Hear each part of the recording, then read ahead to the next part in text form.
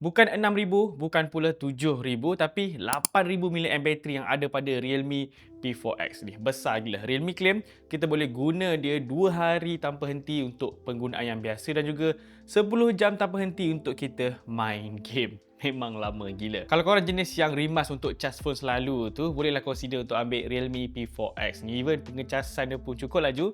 Dia ada 45 watt fast charging dan dia juga support untuk reverse charging. Itu makna boleh jadikan smartphone ni sebagai power bank. Dan bukan bateri je besar, display pun besar juga, 6.8 inci dan dia ada 120Hz refresh rate. Jadi nak scrolling TikTok, Instagram ataupun nak main game memang akan rasa smooth je pada display smartphone ni. Dari segi performance pula, Realme P4X ni menggunakan chipset Unisoc T7250 dan dia siap ada cooling system lagi itu. So, kalau nak buat tugasan harian, memang tak ada masalah. Smartphone ni mampu berikan performance yang laju, mampu berikan performance yang lancar. Dan nak main game yang ringan-ringan macam Mobile Legends pun, dia boleh berikan performance yang padu. Bercakap tentang gaming, phone ni juga ada AI gaming partner yang mana dia datang dengan Ultra Boost untuk naikkan performance smartphone ni. Kemudian dia juga ada network optimization, ada do not disturb untuk tak kacau kita tengah main game dan juga ada game space. Senang cerita, semua benda yang gamers perlukan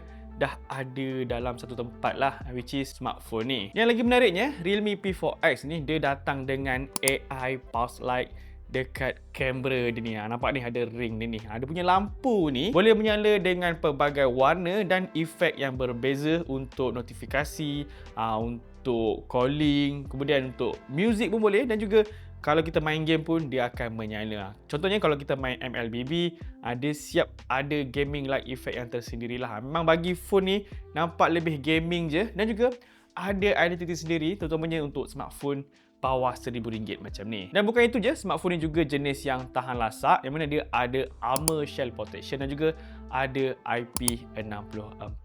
Baiklah, untuk kamera dia pula, kamera utama ialah 50 megapiksel. Dia punya kualiti ni cukup bagus untuk buat daily update, nak post dekat media sosial, nak post IG story semua tu.